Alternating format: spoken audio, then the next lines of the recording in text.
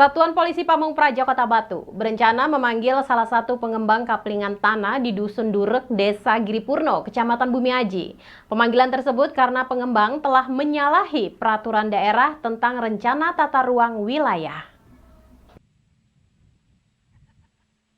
Rencana pembangunan kawasan perumahan di Dusun Durek, Desa Giripurno, Kecamatan Bumiaji diduga menyalahi peraturan daerah tentang rencana tata ruang wilayah. Terkait hal ini, sejumlah pejabat wewenang dari legislatif eksekutif meninjau langsung kondisi rencana pembangunan perumahan yang berdiri di atas tanah seluas 5.000 meter persegi. Sekretaris Satpol PP Kota Batu menjelaskan karena pengembang tersebut telah terbukti menyalahi aturan, sehingga pihak pemerintah daerah melalui Satpol PP berencana akan memintai keterangan pada pengembang. Tadi kita sudah melakukan komunikasi dengan semua pihak, baik perizinan, kemudian dari dinas PUPR, kepala desa, kecamatan maupun dari anggota dewan juga. Kita atas dasar real di lapangan dengan alas hukum yang tidak pernah ditindaklanjuti atau tidak pernah diajukan untuk masalah perizinannya, tindakan yang kita ambil tegas itu adalah penutupan terhadap lokasi untuk pelaksanaan pembangunan. Karena kita cross check kepada kepala desa, itu Pak Kepala Desa juga tidak tahu apa-apa terhadap pembangunan seperti sini. Kepada Pak Camat juga belum ada komunikasi sama sekali. Nah, mungkin dua level di tingkatan bawah belum ada komunikasi, berarti kepada kami di dinas terkait perizinan juga tidak akan pernah ada. Nah, karena memang belum ada alas hukum untuk menindaklanjuti kegiatan pembangunan ini, makanya kita ambil sikap tegas untuk melakukan penyetopan dan penyegelan untuk lokasi.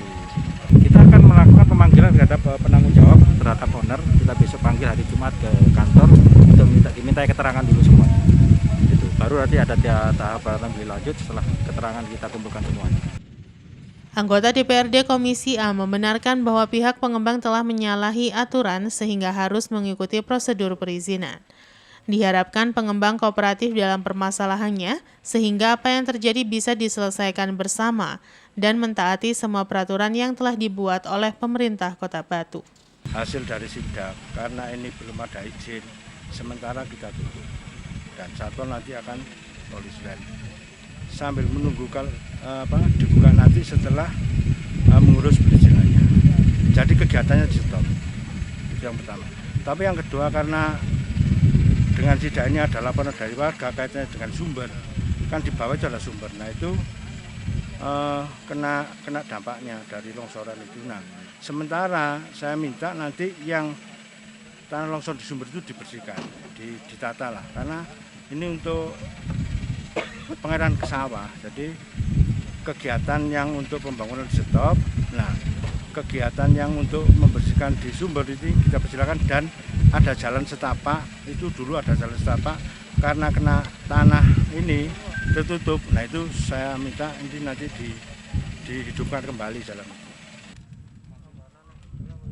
Yanto Yanjung melaporkan. Sementara itu, angka kematian akibat COVID-19 di Malang Raya masih cukup tinggi. Akibatnya, Malang Raya masuk dalam pengawasan pemerintah pusat dalam penanganan COVID-19. Setelah PPKM darurat di Jawa Bali secara resmi berakhir pada 2 Agustus lalu, kini pemerintah Indonesia kembali memperpanjang PPKM darurat untuk sejumlah wilayah. Perpanjangan PPKM dilakukan karena masih ada beberapa daerah yang memiliki angka kematian pasien COVID-19 cukup tinggi, salah satunya di Malang Raya. Tingginya angka kematian pasien COVID-19 di Kota Malang dibenarkan oleh Wali Kota Malang Sutiaji. Wali Kota Malang mengatakan tingginya angka kematian tersebut harus dilihat kembali. Pasalnya rumah sakit rujukan COVID-19 di Kota Malang tidak hanya diisi oleh warga Malang namun juga warga luar Malang. Dari ketersediaan bor di rumah sakit rujukan COVID-19 yang berjumlah 1.007 tempat tidur, warga Kota Malang hanya menempati sebanyak 300 bed saja. Hal tersebut yang menunjukkan bahwa fasilitas kesehatan di Kota Malang lebih banyak diisi oleh warga luar Malang. Untuk diketahui, Malang Raya, Bali, Daerah Istimewa Yogyakarta, dan Solo Raya masuk dalam pemantauan pemerintah pusat karena tingginya angka kematian pasien COVID-19. Jadi angka kematian secara nasional saya kira di Provinsi Jawa Timur kita masih tinggi. Surabaya itu kita lihat lebih dari 80 yang meninggal per hari. Nah, di Kota Malang ini jenengan juga lihat bukan hanya angka kematian, bor. Bukan hanya angka kematian, tapi bor. Karena angka kematian itu juga termasuk herd immunity, ya masalah vaksin kita juga masalah. Jadi bor itu di Kota Malang sesungguhnya bor kita kalau untuk Kota Malang, warga Kota Malang kita masih di bawah angka 50 Mas.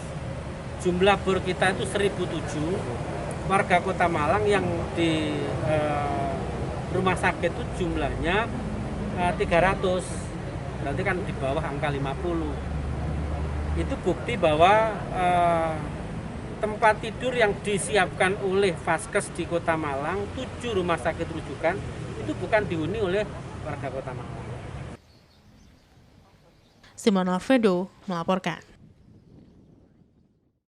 Mendukung program pemerintah dalam percepatan vaksinasi bagi masyarakat, Koarmada 2 TNI Angkatan Laut menggelar vaksinasi massal bagi masyarakat Kota Malang. Total sebanyak 30.000 warga Kota Malang yang ikut dalam vaksinasi massal yang berlangsung selama 2 hari tersebut.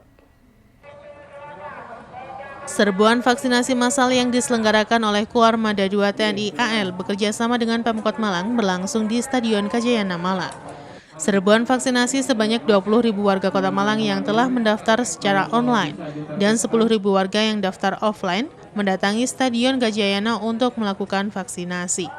Warga yang datang tinggal menunjukkan nomor pendaftaran langsung dilayani oleh petugas vaksinator. Sebelum disuntik vaksin, terlebih dahulu dilakukan screening.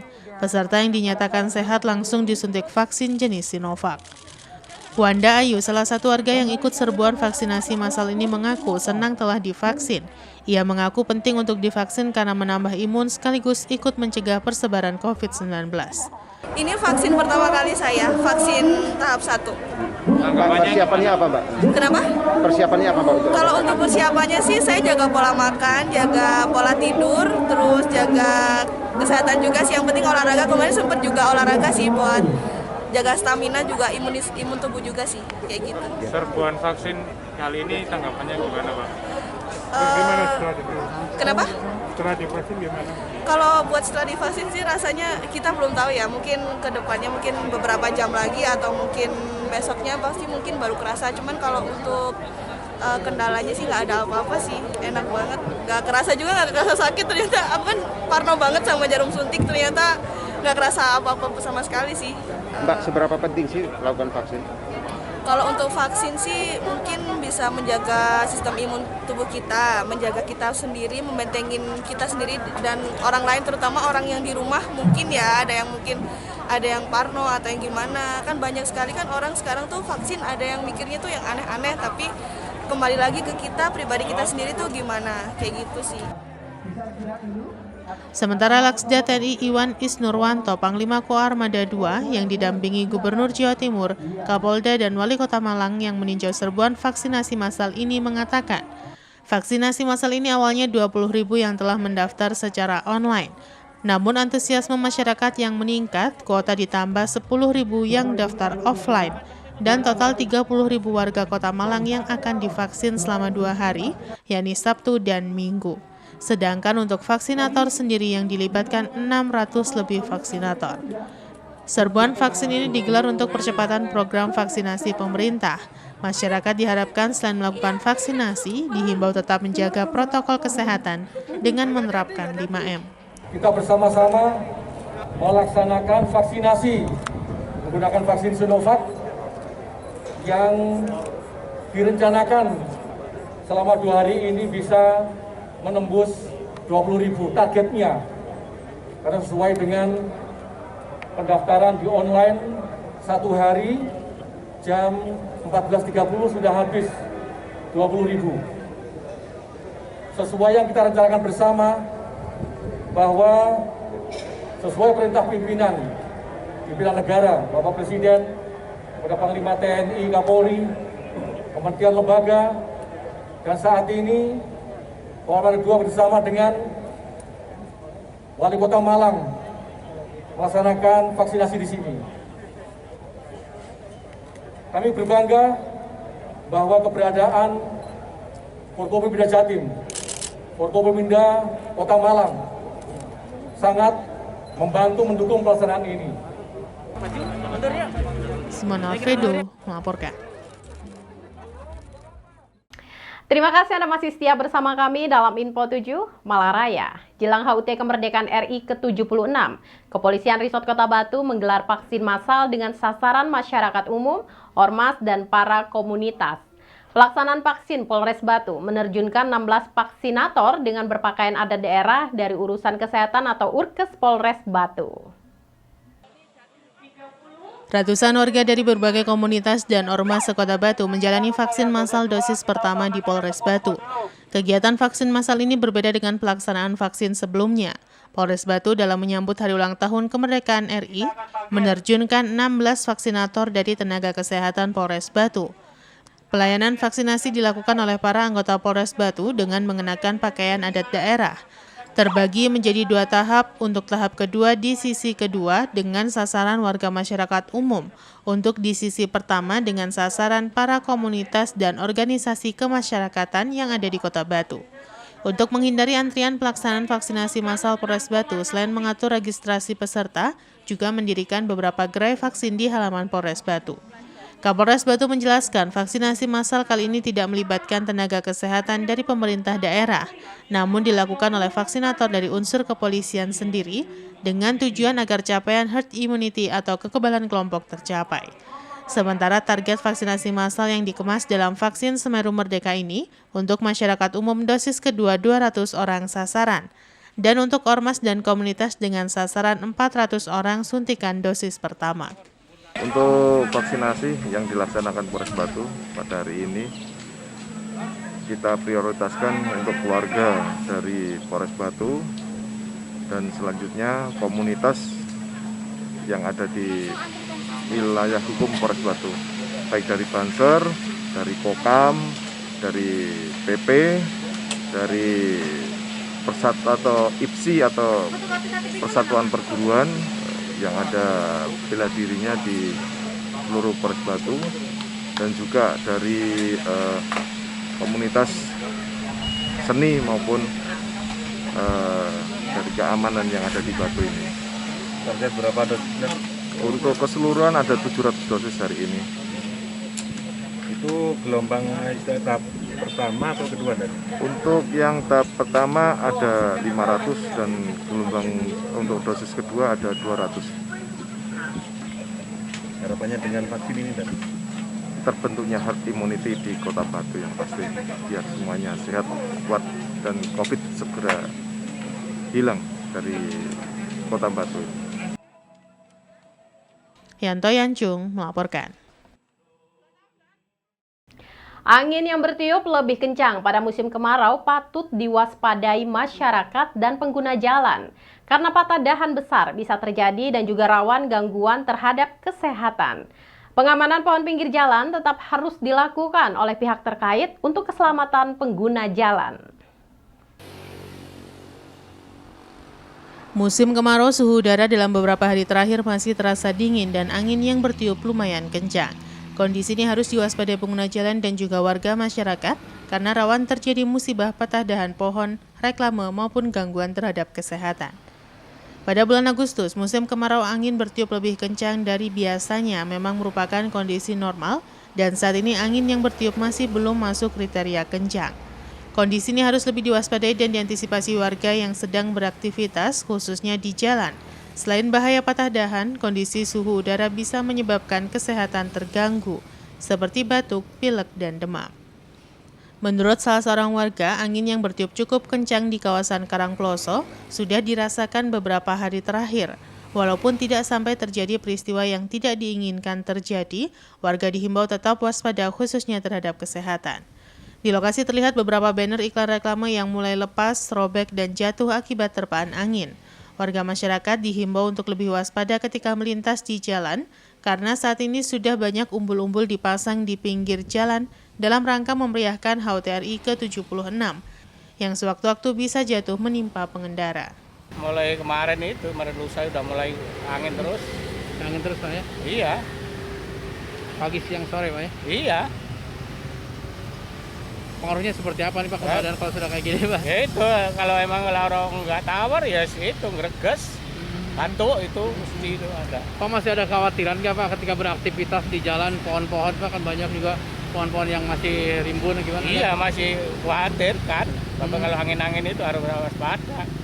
Waspada ya. Iya. Tapi masih belum terlihat ada pemotongan Pak ya sebagian ya? Kalau kemarin udah ada kemarin dari PLN itu. Kemarin ada yang ngotrol-ngotrol ada. Ada Pak ya? Iya. Tapi warga harus hati-hati pengguna jalan Pak ya? Iya. Iwan Hikmawan melaporkan. Terima kasih Anda masih setia bersama kami dalam Info 7 Malang Raya. Penyekatan badan jalan pada PPKM level 4 masih berlangsung. Kondisi ini berdampak pada meningkatnya kendaraan yang melintas di Jalan Raya Karangploso. Kepadatan sering berlangsung di kawasan Pasar Sayur Karangploso menuju arah Kota Batu karena kendaraan yang akan menuju Kota Batu banyak melintas di depan Pasar Sayur Karangploso.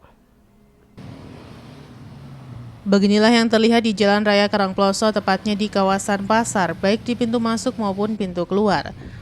Penyekatan badan jalan di pertigaan Pendem masih berlangsung dan sebagian besar kendaraan yang akan menuju Kota Batu yang tidak dilengkapi persyaratan harus memilih belok kanan ke arah Karangploso menuju Kota Batu.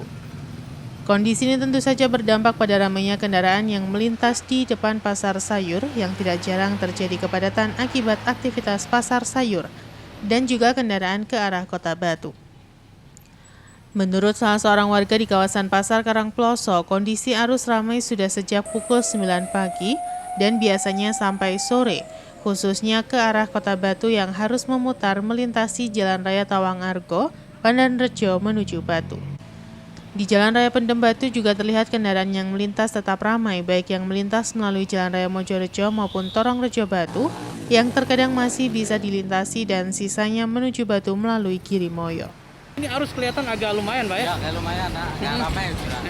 Yang dari arah apa? Pendem ya? Pendem. Nah, lewat sini juga banyak Pak ya? Sudah banyak. Berarti itu karena ini Pak ya apa?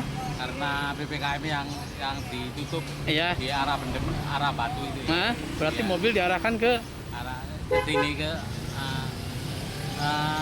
pertigaan Karangploso? pertigaan Karangploso yang lurus. Naik ke atas Pak ya? Iya, iya. Berarti roda 4 itu Pak ya, ramainya? Lambat.